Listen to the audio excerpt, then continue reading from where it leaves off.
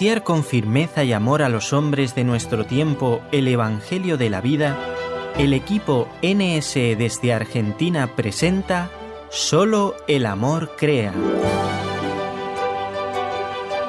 Con la colaboración de expertos en bioética y especialistas en orientación familiar.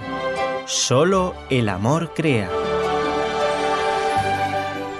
Saludamos a todos nuestros amigos oyentes de Radio Católica Mundial y NS Radio, Nuestra Señora del Encuentro con Dios, en esta nueva ocasión en que podemos entrar en relación con todos ustedes en un programa más de Solo el Amor Crea.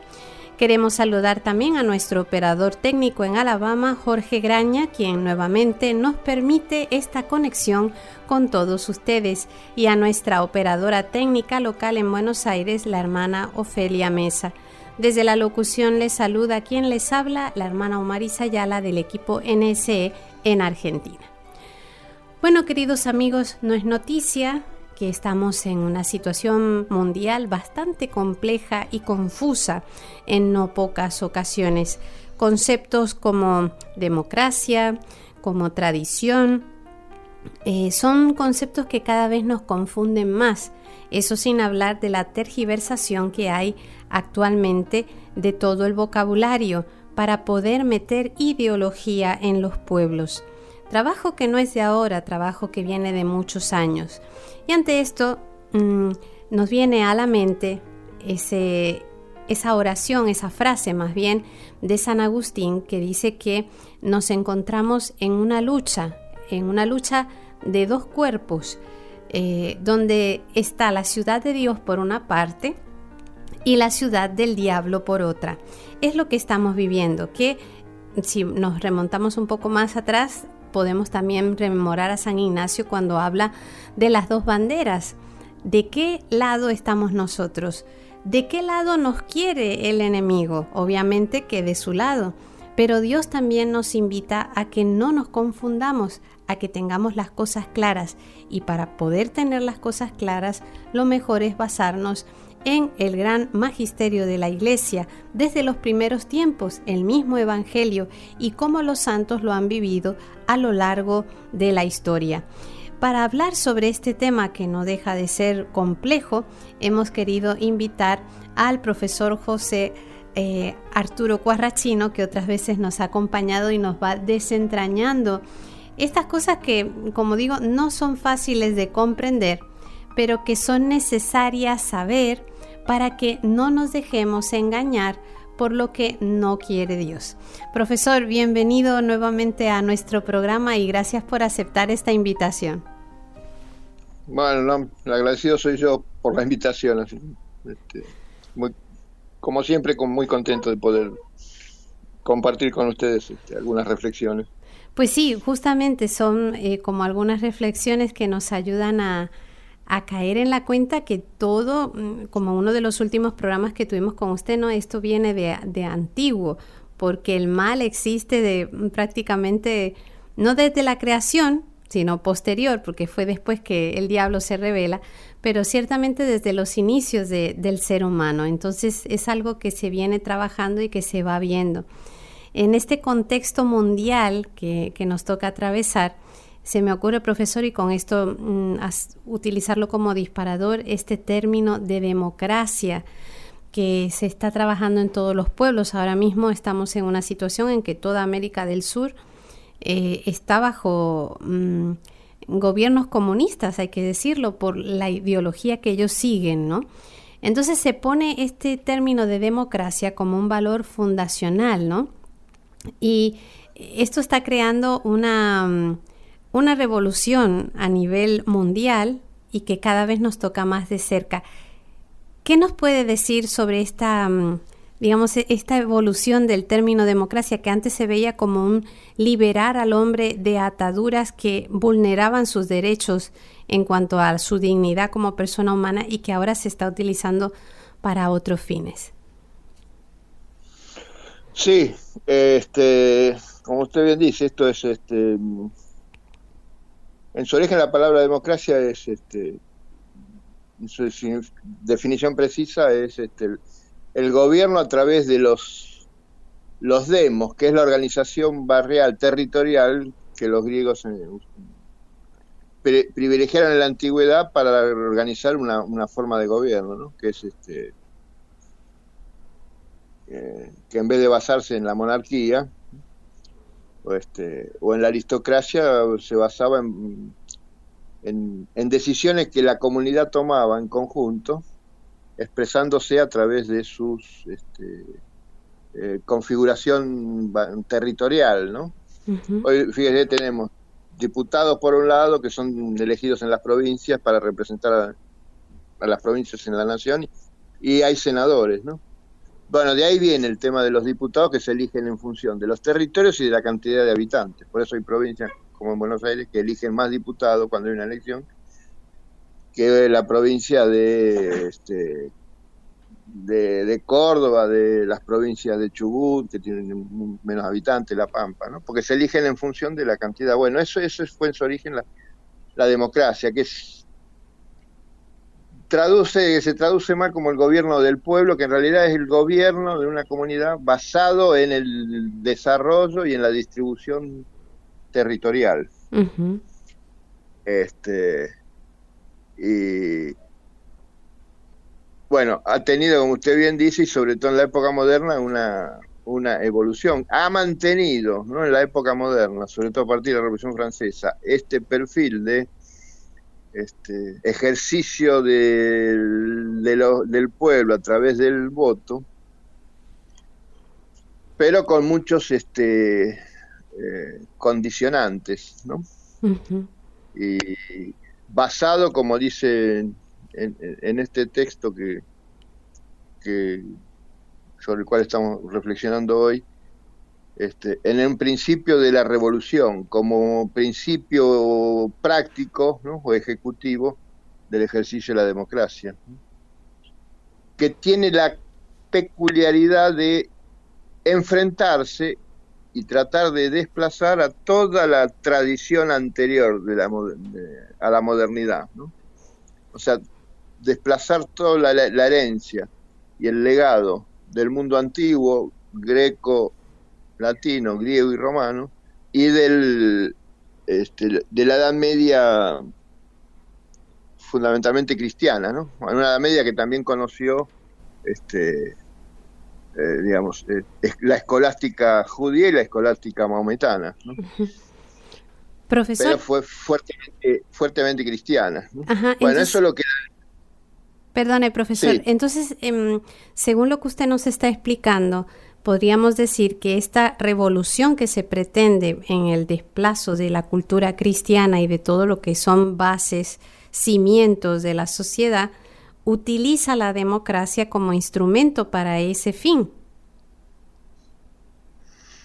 Claro, pero lo ha digamos, despojado, ¿no?, de sus cualidades.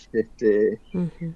En realidad las democracias actuales, las contemporáneas, han sido copadas por un minúsculo poder muy poderoso, poderosísimo, vale la redundancia, basado en la riqueza financiera, que impone a través de un ejercicio formal de la soberanía popular, por ejemplo, a través del voto, su propio proyecto, ¿no?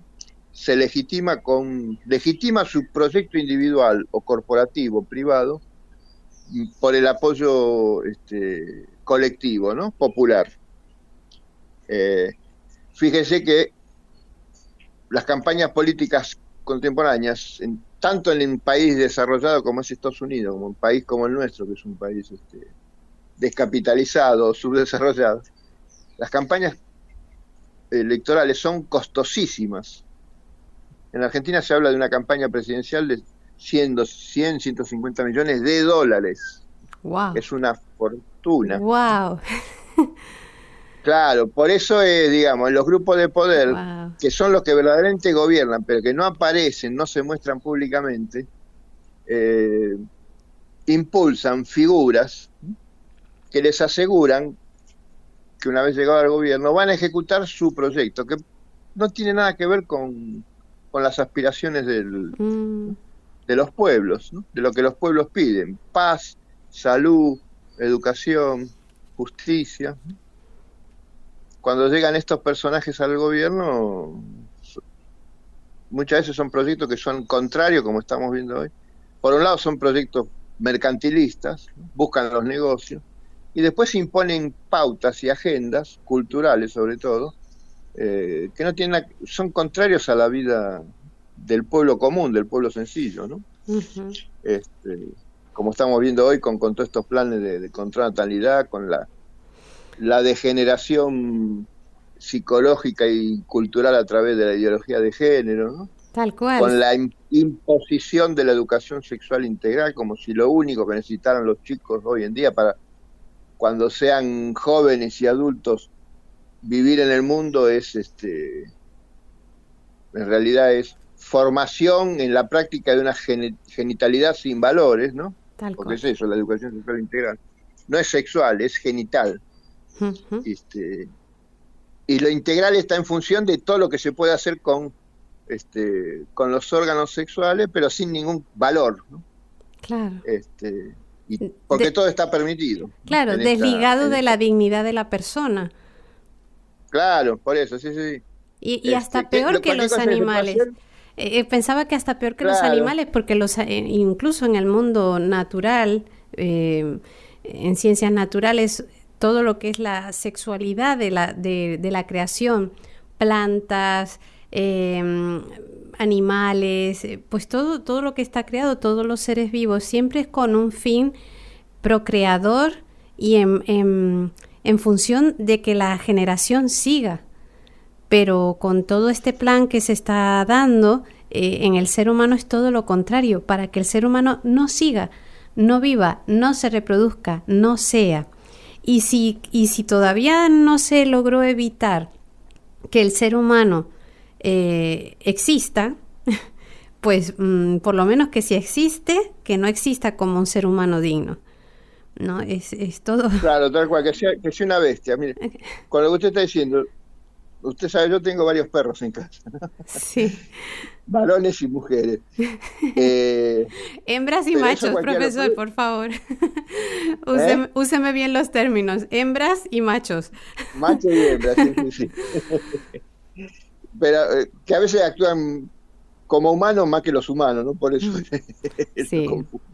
Tal cual. Le confundo el nombre. No, pero le digo, por ejemplo, y eso lo puede contar cualquiera, no solo con los perros, con caballos y yeguas, y con lo que usted dijo recién. Solo los casos de los perros y las perlas realizan su acto sexual cuando la perra está fértil. Cuando no está fértil, la perra no quiere saber nada del contacto con el macho, ¿no? Le rehúye. Y el perro con la perra, por un lado, las busca cuando está en la frente, si no la busca, ¿no? Y además hay una cosa que yo he notado, es que, por ejemplo, cuando se enoja un perro con una perra, el perro no ataca a la perra. Perro con perro se pelean y a muerte, pero perro con perra, muy raro que el perro ataque a la perra, o sea, hasta le respeta su... Eso iba a decir, hay un orden. Hay un orden que uno mismo ve. Cuando observas un poco la naturaleza y todo lo que está creado, se da uno cuenta que hay un orden. Nos guste o no nos guste escucharlo. Entonces, ese orden, por esto que usted decía de esta revolución a través de la democracia, es romper ese orden natural, porque pareciera que nos molesta ser lo que somos, ¿no? Bueno, le molesta a algunos, claro, obviamente. No solo respeta, sino que además bestializa, porque convierte al ser humano en una bestia. Con las figuras aberrantes y las acciones aberrantes que todos conocemos cuando, sobre todo cuando el varón quiere abusar de una mujer, ¿no? Uh-huh. Cosa que los animales no humanos no lo hacen, ¿no? Pero por eso digo, todo lo que hoy nos regala esta revolución en democracia, entre comillas, es, por ejemplo, en este caso, las relaciones humanas, en un tema tan delicado como es el sexo, convertirlo en algo puramente genital, ¿no? Uh-huh. Lo que usted decía de en la naturaleza que está ordenada la procreación, ya Aristóteles, 3 siglos antes de Cristo, ya habla justamente que la procreación humana es la forma en la cual el individuo humano vence a la muerte, como especie, no como individuo. Están inscritas en la naturaleza estas leyes. Santo Tomás dice en un pasaje de la Suma Teológica que la ley natural, esta que usted mencionó, es la presencia de la razón divina en el pensamiento racional. O sea, una cosa es, digamos, el pensamiento divino está expresado en la Sagrada Escritura, ¿no? Pero está proyectado y fundamenta estos que se llaman principios naturales, que no son principios religiosos, pero son principios que tienen que ver con la vida en su esencia, ¿no? Sin ser confesional. Sí, pero que a la larga desembocan en Dios, porque como Dios es el creador, quiera que no. Porque ese es el punto de partida, exactamente, claro. Exactamente. Por eso Juan Pablo II escribió una hermosa encíclica, Fe y Razón, en la cual él empieza la encíclica diciendo que la fe y la razón son las dos alas por medio de las cuales el ser humano se eleva al conocimiento de la verdad. Con la sola razón no se llega a la verdad, y con la sola fe, sin fundamento racional, conceptual, sí, tampoco se llega a la fe. Las dos se necesitan porque la razón humana en su conocimiento llega a vislumbrar el misterio divino, como hizo Aristóteles. Aristóteles en su pensamiento metafísico encuentra que todo el mundo, la creación en su conjunto, el mundo, está todo ligado a una causa y efecto, que todo tiene un principio y todo tiene un fin, y llega a hablar que todo este proceso está movido, dice él, por un motor inmóvil, un motor que mueve a todo y él mismo no se mueve, que lo llama Dios, ¿no? Pero esto llega al pensamiento, lo que este pensamiento de Aristóteles no llegó, porque era filosofía, no era teología, es quién es este motor inmóvil, ¿no? No lo conoce, necesita que este motor inmóvil, Dios, se revele a sí mismo para poder conocerlo, que ahí es donde entra la teología, ¿no? O sea, el pensamiento humano, y sobre todo si está potenciado por la fe, llega al principio, llega al misterio, a la puerta, pero para conocer en esencia el misterio necesita que este misterio se abra, si no, no lo puede conocer. Y este misterio divino se abre, se revela y nos habla a través de la Sagrada Escritura, ¿no? El magisterio de la Iglesia y la tradición, o sea, el magisterio no explicitado por la cabeza suprema de la Iglesia, ¿no? Uh-huh. Sí, sí. Y esto pero el pensamiento humano llega a la puerta del misterio, como es un científico, todos los conocen, Albert Einstein, tiene una frase famosa, dice, por un lado dice que Dios no juega a los dados, o sea, en la naturaleza nada es casual, ¿no? Está pensada, pero además dice algo, lo único que no se puede explicar en el universo es que todo tiene su explicación. El universo en su conjunto es explicable, se lo puede conocer científicamente. Lo que no se puede explicar y lo que no se puede llegar a razonar científicamente es que todo sea explicable. No hay nada librado al azar. Y explicable, y explicable y exacto, porque el mismo cuando uno estudia la química, bueno, todos hemos, supongo la mayoría habrá estudiado química, cuando empiezan a explicarnos, ¿no?, desde la geometría y en química sobre todo, cómo todo está tan perfectamente calculado y cómo las relaciones entre los mismos elementos también están reguladas por unas leyes que no cambian. Entonces, eso, pensar que sale del azar, es tan ilógico que hasta el más ateo no es capaz de decir que eso es así. Porque cuando la misma... Además, sí, adelante. Lo que usted dice, ¿no? En el caso de Aristóteles, en el caso, digamos, de Platón, para nombrar filósofos no cristianos, en el caso de Séneca, ¿no?, o Marco Tulio Cicerón, por razonamiento, por especulación mental, conceptual, no teológica, ellos llegan a concebir que hay un principio ordenador de la vida en el universo, ¿no?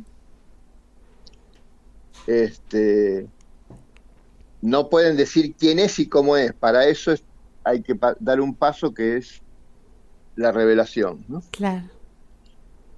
Digamos que ese Pero el principio... pensamiento que niega, el pensamiento que niega, ¿no?, este elemento misterioso, es decir, no puede explicar por qué el universo está tan armónicamente vinculado, ¿no? ¿Por qué el mundo no es un desorden, un caos, sino que es un cosmos? Es decir, un universo que tiene su orden, donde si usted afecta un elemento perjudica un montón. Claro, hay un engranaje. Por eso, como usted bien dice, es mucho más difícil creer que Dios no existe que creer que Dios existe. Porque el que cree que Dios existe puede entender a través del conocimiento cuál es la voluntad o cuál es el pensamiento de Dios en la creación. Pero el que piensa que Dios no existe tiene que explicar que todo es producto de la casualidad, el origen y la vida. Y eso sí es complicado. Lo cual es infinitamente difícil, claro. No, es imposible. Claro. No puede justificar, el que no cree en Dios no puede justificar su increencia. Profesor, y pensaba cuando usted decía esto del pensamiento ordenador que los antiguos filósofos mencionaban, tal vez podríamos personificarlo en la razón, ¿no? Ellos entendían eso, pero ahí se ve y se fundamenta lo que citaba usted anteriormente de San Juan Pablo II. Fe sola y razón sola no logran conocer la verdad. Estos filósofos lograban ver lo que la razón marcaba. Hay un pensamiento ordenador de las cosas que marca unas pautas, unas leyes, unos ciclos, pero es la revelación la que aupa esa razón para entender la verdad de las cosas, que ahí ya viene la fe. Claro, para entenderla en todo su sentido, en su sentido pleno, ¿no? Y para conocer en persona, con las limitaciones del caso, ¿quién es este principio ordenador? ¿Quién es este motor inmóvil de Aristóteles, ¿no? ¿Quién es? No qué es, sino quién es, ¿no? Ahí necesitamos la revelación, ¿sí? Y el acto de fe, que es este paso de someterse, en el buen sentido de la palabra, aceptarlo como verdad, esta revelación que Dios hace de sí mismo, ¿no? Profesor, todo esto trae muchas preguntas, pero primero vamos a hacer una pequeña pausa y vamos a continuar con este interesantísimo tema.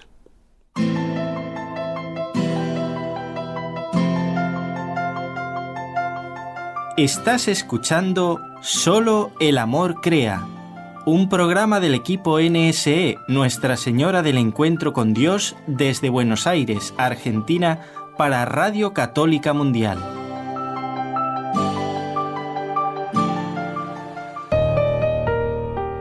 Continuamos, queridos amigos oyentes, en nuestro espacio hoy compartiendo con el profesor José Arturo Cuarrachino, hablando sobre eso que estamos viviendo, atravesando sobre la ciudad de Dios versus la ciudad del diablo, lo bueno y lo malo que estamos viendo en la sociedad.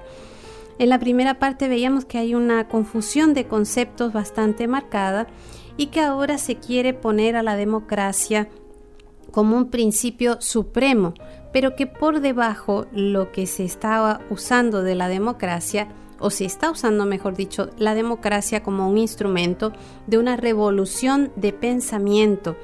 Y esa revolución viene desde muy atrás, no es algo desde ahora, ¿no? Esa democracia que se supone que es la voz de un pueblo que elige representantes para poder defender sus derechos y sus ideas, es utilizado lamentablemente para meter ideología. El profesor nos explicaba cómo esto ha ido evolucionando, pero me gustaría, profesor, que abarcara un poquito más en este tema, por ejemplo, cómo se nota desde la Revolución Francesa hasta, por ejemplo, la Revolución Industrial, y cómo después todo esto en nuestros días se nota en un progreso científico-tecnológico que en un principio era para el bien del hombre, pero que ahora se está utilizando para destruir también todo lo que hasta ahora mantenía conceptos como fe, cultura, cimientos de civilizaciones, etc. pero empezando tal vez de un poquito de historia atrás sobre la Revolución Francesa. Sí, este proceso de revolución que está viviendo hoy el mundo, ¿no? Un proceso que ataca fundamentalmente las viejas verdades, ¿no? Por las cuales los pueblos y las comunidades humanas han sustentado, ¿no? O edificado una vida en común, una vida en sociedad, ¿no?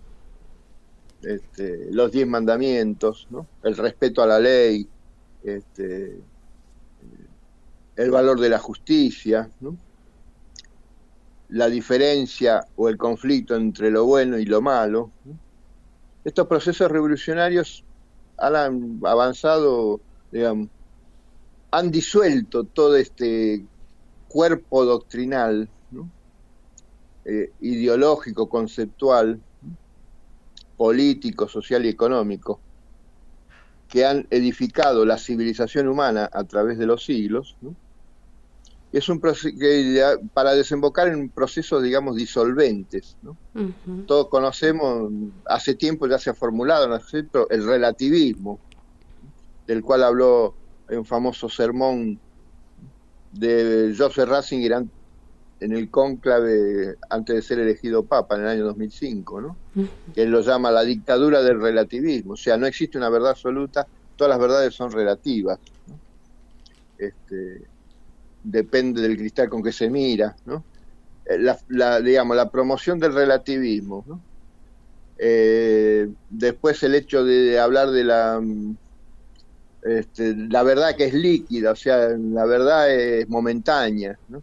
Es una verdad que no tiene permanencia. Así es, y se adapta claro, a lo que no sea. Tiene solidez, pues no tiene permanencia. Entonces una verdad que está muy ligado al tema del relativismo, ¿no? Una cosa que es buena mañana puede ser mala, o definida como buena hoy y mañana puede ser definida como mala, ¿no? Bueno, todos estos procesos disolventes en realidad han comenzado con la Revolución Francesa, que es el primer acontecimiento político en la historia de la humanidad que es específicamente anticristiana, ¿no? La Revolución Francesa fue dirigida, no era una revolución política como pueden haber sido las revoluciones en Inglaterra en el siglo XVII, ¿no? El siglo XVIII, que eran revoluciones políticas, que no iban contra el cristianismo, tampoco eran pro-cristianas, pero eran proyectos políticos, ¿no? Incluso sustentadas algunas veces en criterios cristianos. La Revolución Francesa es el primer acontecimiento político en la modernidad en la cual se busca desterrar el cristianismo de la vida social y política. Y ha avanzado en, digamos, esta Revolución Francesa después tuvo sus continuadores o su continuación, ¿no? En las revoluciones del siglo XIX, las revoluciones socialistas, la revolución marxista en el siglo XX, hasta llegar hoy en lo que propone el presidente del Foro Económico Mundial, el austríaco alemán Klaus Schwab, la cuarta revolución industrial. Ligado a eso a la promoción de lo que ellos llaman el transhumanismo, ¿no? Que estos procesos revolucionarios disolventes se caracterizan por ser procesos en los cuales ha habido un fuerte desarrollo económico basado en los desarrollos científicos tecnológicos, o sea, progreso material, pero que en muchos casos han sido perjudiciales para la vida del hombre, ¿no? Para la vida humana en sus raíces más profundas, ¿no? Porque ha llevado a, por ejemplo, a desplazamiento de comunidades del ámbito rural al ámbito urbano, que eso produjo después el hacinamiento, ¿no? Uh-huh. En el ámbito humano, el hombre que ya no trabaja para alguien que aunque sea siervo, que le da su, como era la Edad Media, vivienda y comida, sino que es un mundo en el cual el ser humano se tiene que valer por sí mismo. El único vínculo que tiene con su patrón, el hombre moderno, en el trabajo es el sueldo. Pero le pasa algo y al patrón no le importa. En el mundo medieval el amo se preocupaba de que el siervo, por ejemplo, no se enfermara, porque no trabajaba y él se veía perjudicado. Por eso le daba vivienda, no le cobraba alquiler. Hoy en el mundo del hombre moderno, el hombre tiene que, si quiere trabajar con alguien, tiene que tener su propia vivienda y no lo puede hacer responsable al patrón, bueno, etcétera, ¿no? Y una serie de cosas que han ido, procesos que han ido en detrimento o en perjuicio, ¿no?, de los valores profundos del ser humano. La disolución de la familia, ¿no? Tener que estar trabajando a destajo, en el cual el hombre prácticamente no puede ver a su familia, salvo, ¿no?, los fines de semana. El hecho de tener que la mujer también que salir a trabajar para sumar un sueldo que permita vivir, porque el sueldo de uno no alcanza como antes alcanzaba, etcétera, ¿no? Sí, sí. Todos estos procesos disolventes se han hecho con pretextos que en realidad tenían un objetivo oculto, ¿no? Por ejemplo, el hecho de todo el mundo con derecho, ¿no?, al trabajo, el mundo moderno, que en realidad el objetivo era, como dijimos, sobre todo en la Revolución Francesa, es desplazar las monarquías católicas y desplazar al cristianismo de la vida pública, ¿no?, basado en el principio, digamos, burgués liberal.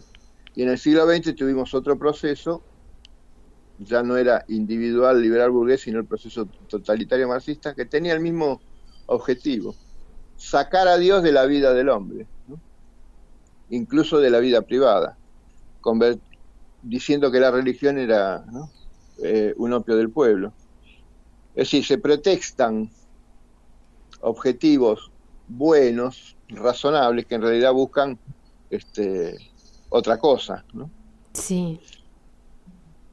En el caso de la democracia, que estamos hablando, lo que era en un principio se pensó como el ejercicio de la voluntad del pueblo expresada a través del sufragio, donde una persona vale un voto, independientemente de si es rico, si es pobre, si es miserable, no importa.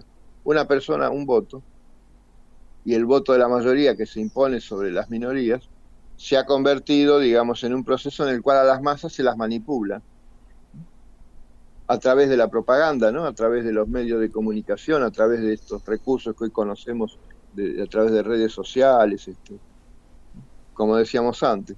Uno, si quiere participar en política, si no tiene dinero, prácticamente es imposible que pueda acceder a un cargo público, porque todos esos cargos tienen su costo para conseguirlo, ¿no? Claro. Y en muchos casos esos cargos se venden. O sea, ya no es expresión de la voluntad popular, sino que la es expresión. Y no solo es la eso, legitimación profesor, de la y voluntad digo, popular. perdone que le interrumpa, y digo que no solo se vende, sino que el que lo compra a veces tiene que pagar un precio no económico en cuanto a aceptación de ideologías, favorecer cosas que no son moralmente lícitas. O sea, está el costo económico y el otro costo, ¿no? Porque acá, como usted dice, sí, pero el tema es que no es que uno llega y después le piden. Le permiten llegar porque saben que va a cumplir con eso que se quiere, que tiene que ver con los negocios y con la disolución moral. Si no, ni siquiera, aunque tenga plata, se lo permiten, ¿no? Pero ya, el punto de partida es: con plata podés hacer política, sin plata no podés. Y segundo, aunque tengas plata, si no aceptás estos pretextos revolucionarios, y no estás de acuerdo con estos objetivos últimos, que sobre todo consiste en sacar a la religión de la vida social y política, no la religión sino los valores religiosos, entonces tampoco te permiten. Profesor, y ante todo esto de este mundo de la revolución y todos estos pretextos revolucionarios que esconden objetivos concretos, aparece, la otra cara de la moneda, que es la que hace más ruido, ¿no? Que es el mundo de la tradición, de la revelación de lo que se nos ha revelado. ¿Cómo vemos ahí el enfrentamiento, la dicotomía en la sociedad actual? Claro, bueno, a eso iba, justamente, ¿no? Lo que hoy vemos configurado en el mundo, en realidad es un mundo que quiere organizarse y sustentarse en esta tradición más que milenaria, ¿no? De la vida humana tal como la conocemos, a partir de la antigüedad, y otro mundo que es este mundo de la revolución, que es un mundo que rechaza todo eso y quiere desplazarlo, no solo suplantarlo, sino además desplazarlo, aniquilarlo, ¿no? Que eso, digamos, ya en el siglo IV, siglo V lo vio San Agustín de Hipona, cuando escribió, entre otras cosas, ese famoso texto de él de La ciudad de Dios, en la que describe justamente estos dos mundos, ¿no? Es decir, cómo el plan divino en la sociedad humana se va plasmando y se va desarrollando a pesar de los obstáculos que le opone el mal para que este mundo o esta voluntad divina no se pueda hacer realidad material, ¿no? Profesor, antes de explicar estas dos ciudades tan interesantes, le invito a que nos acompañe a hacer esta otra pausa y continuamos para que nos describa un poquito más cómo San Agustín describe las características de esta ciudad de Dios que se tiene que enfrentar contra toda esa ciudad del enemigo que también se hace presente en nuestros días. Usted, profesor, y amigos oyentes, no se vayan, que continuamos en breve. ¿Quieres escribirnos ahora mismo? Puedes hacerlo al correo nsargentina@nsradio.com.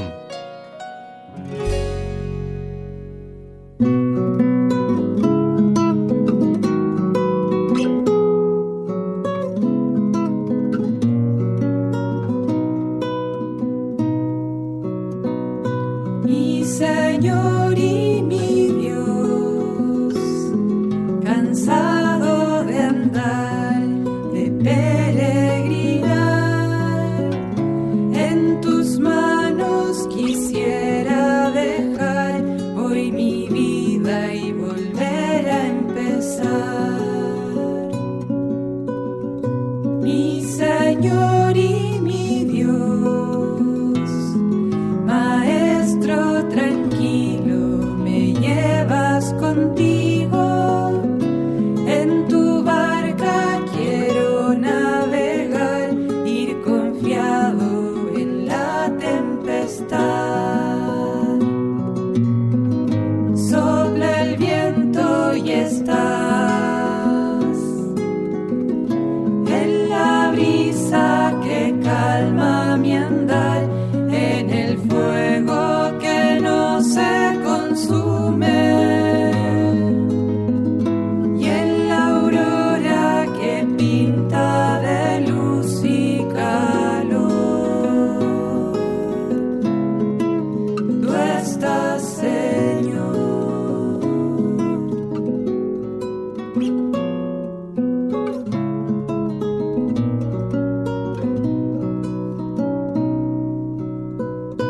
Mi Señor y mi Dios, soy peregrino, caminas conmigo y descubro que tú eres mi Dios, y es que arde por ti el corazón. Mi Señor y mi Dios, camino en silencio contigo en el tiempo. Hoy quisiera poder anunciar tu palabra que es vida y verdad. Y presente tú estás en el vino y el pan del altar, el misterio que me revela.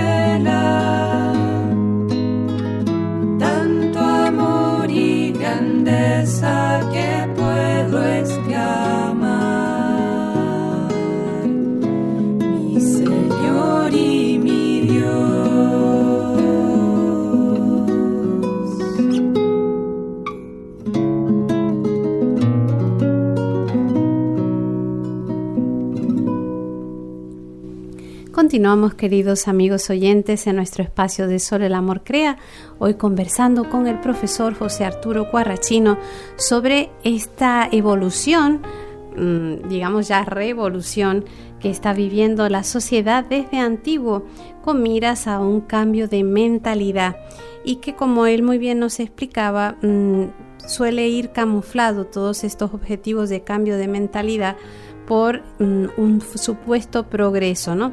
Antes de la pausa quedamos en que nos iba a explicar este término tan gráfico que presentaba San Agustín en uno de sus escritos, hablando sobre ese mundo de Dios, esa ciudad de Dios que aparece luchando contra una ciudad que no pertenece a Dios, que es la ciudad del demonio. Profesor, ¿cómo nos describía San Agustín esta ciudad de Dios? Bueno, yo en primer lugar quiero recomendar a todos los oyentes que es un texto que conviene leerlo. Es un texto muy denso, muy largo, ¿no? Pero ¿por qué digo conviene leerlo? Porque es la meditación, las reflexiones que hace San Agustín ante un proceso histórico en el cual él lo vive y es protagonista, ¿no? Que es la decadencia y disolución del Imperio Romano ante el avance de la barbarie, ¿no? Que termina, después que muere San Agustín, termina con la desaparición de ese mundo romano, del Imperio Romano. Entonces, esa es una reflexión teológica, pero que, digamos, ve la voluntad de Dios y cómo lo que él llama la ciudad de Dios, en realidad es la Quíguitas en el sentido de tiene que ver con la civilización, ¿no? Uh-huh. La civilización que Dios permite crear en el mundo, cómo se lleva a cabo y cómo se desarrolla en medio de un conflicto, como era en ese momento, la disolución de ese mundo contrario a Dios, ¿no? O ignorante de Dios, y en algunos casos directamente contrario, ¿no? Contrario a Dios. Entonces es un texto que conviene leerlo, pues repito, es un texto denso, es largo, pero nos aporta miradas y conceptualizaciones que nos permiten enfrentar el desafío que hoy estamos enfrentando, ¿no? Por lo menos los que tenemos fe. Uh-huh. Porque el mundo parece que es un mundo que está ya perdido, ¿no? Corrompido, un mundo que ya no tiene remedio, pero en realidad, leyendo a San Agustín, leyendo las Escrituras, uno se da cuenta que a pesar de todo, la mano de Dios, la voluntad de Dios está presente, ¿no? Posiblemente esto sea un proceso en el cual estamos viviendo, que es un proceso de purificación humana, ¿no? Está saliendo, y lo vemos todos, lo peor de la humanidad, ¿no? Pero eso también sirve para, en esos momentos de tan terribles, del ser humano también nacen las grandes decisiones, ¿no? Las grandes respuestas, ¿no? Cuando uno está en una situación de vida o muerte, recurre a lo mejor para salir de esa situación, ¿no? Así es. Y en estos casos estamos viendo, por ejemplo, esta ciudad de Dios de la cual habla San Agustín no habla de una realidad concreta, no está hablando de un país concreto, ¿no? De un área geográfica concreta en la cual se esté edificada esta ciudad de Dios. En realidad habla de esta ciudad de Dios, es, usando la expresión de un arzobispo contemporáneo, es como una especie de pasaporte, ¿no? La cual el creyente puede encontrar en muchas partes del mundo que hoy esta ciudad de Dios está presente a través de la acción de ciertos pueblos, ¿no? De ciertas reacciones que hay hoy. Vemos en ciertos pueblos, como vemos hoy en Hungría, ¿no? En Italia, lo hemos visto en algunos países acá, en América, por ejemplo, ¿no? En Polonia, en Rusia, más allá de este conflicto que hay con Ucrania, cómo hay una recuperación y un volver, ¿no?, a la fe ortodoxa, ¿no?, a la fe pura, Sí. para rechazar este mundo que se nos está pretendiendo imponer, un mundo que tiene su sustento en el poder y la violencia, mejor dicho, en la violencia que impone el poder financiero. El que es dueño del dinero puede hacer en el mundo lo que quiere, lo que nos está mostrando. Pueden inventar guerras, pueden inventar pandemias, pueden inventar e imponer una vacunación universal, como hemos visto estos últimos años, en la cual no se sabe que se ha aplicado, porque los mismos fabricantes han reconocido que eran sueros experimentales, no habían sido probados en el ser humano, sino que salieron a probarlo directamente en la población. Tampoco saben, y ahora están empezando a estudiar los efectos a largo plazo de estos sueros. Tremendo. Que se han aplicado con, digamos, las mismas leyes, han obtenido leyes que les han permitido a los fabricantes de estos sueros mantener en secreto las condiciones incluso con las cuales los países han comprado, ¿no? Bueno, a esto hay reacciones,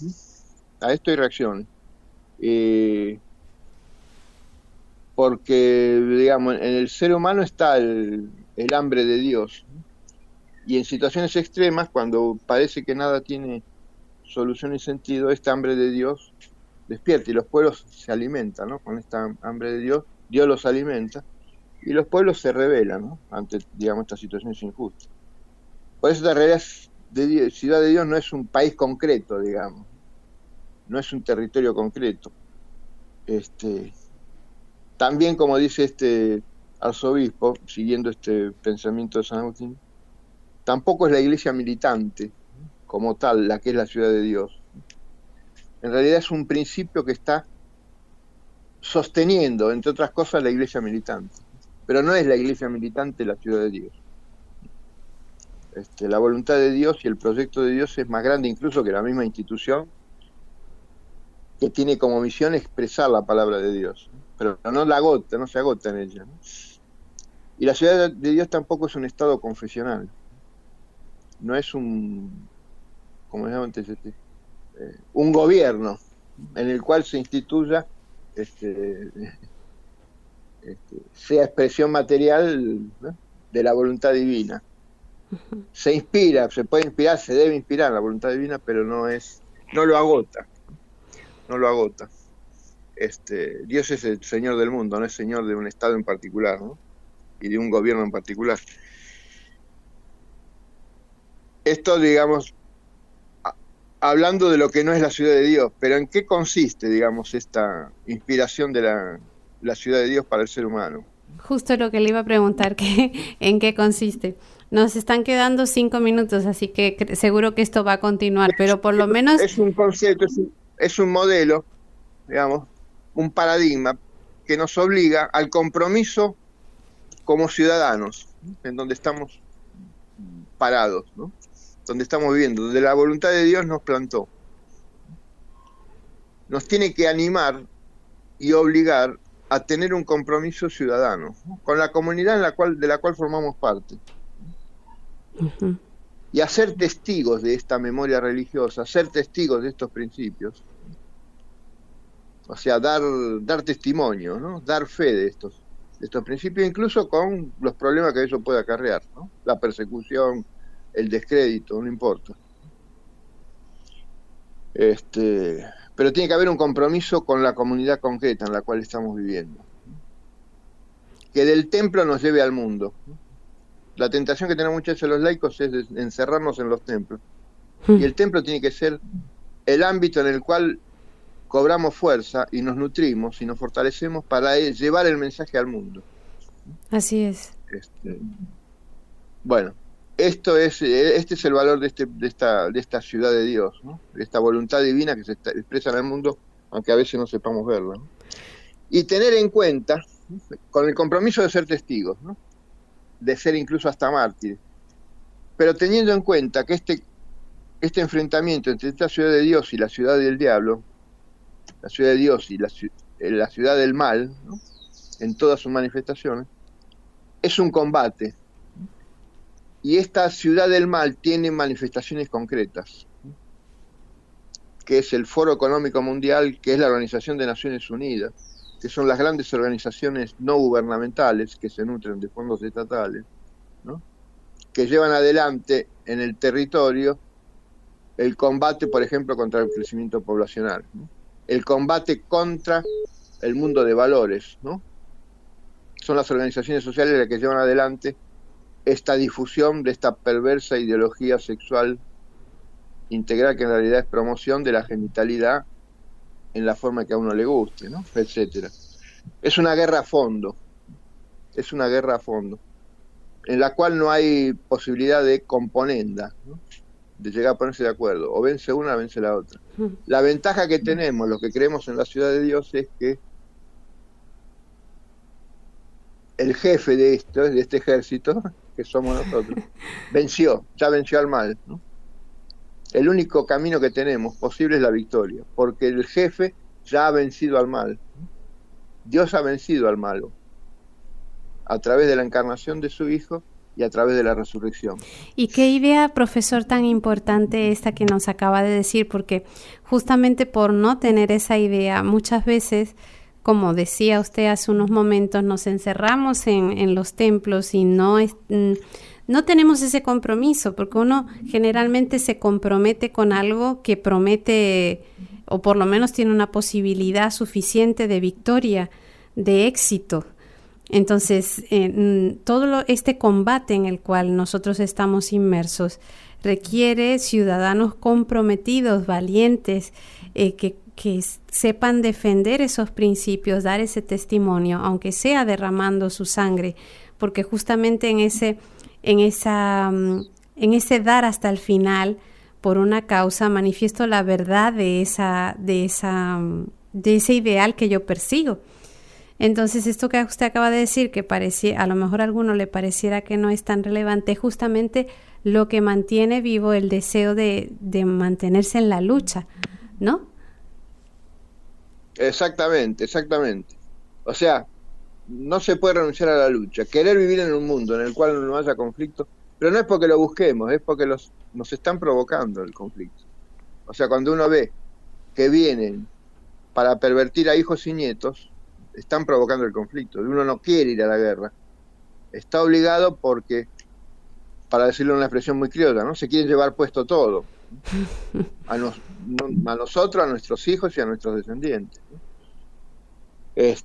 Por eso hay que hablar con nombre y apellido. O sea, no solo hay que promover los valores de la ciudad de Dios, ¿no?, hay que combatir también a esta revolución globalista, y con nombre y apellido. Hablar solo de los valores, pero sin hacer mención explícita a quiénes son los que están en guerra contra estos valores, no tiene sentido. Uno se queda en el buenismo, ¿no? Hay que nombrar con nombre y apellido, valga la redundancia, a quiénes son los siervos, ¿no?, de este proyecto que es antihumano porque es antidivino. Odia a Dios y por eso odia al género humano. Así es, profesor. Con todo esto que nos ha explicado, pues bueno, nos queda claro que, como usted bien dice, no solo promover lo bueno, sino también combatir lo malo. En nuestras manos está el que podamos dejar un mundo un poquito mejor de lo que está y saber que estamos en combate, pero que Dios, nuestro capitán, está de nuestro lado. Gracias, profesor, por su tiempo, y gracias a ustedes, queridos amigos oyentes, por haber estado con nosotros en este programa. Los espero la próxima semana con el favor de Dios. Que Dios los bendiga.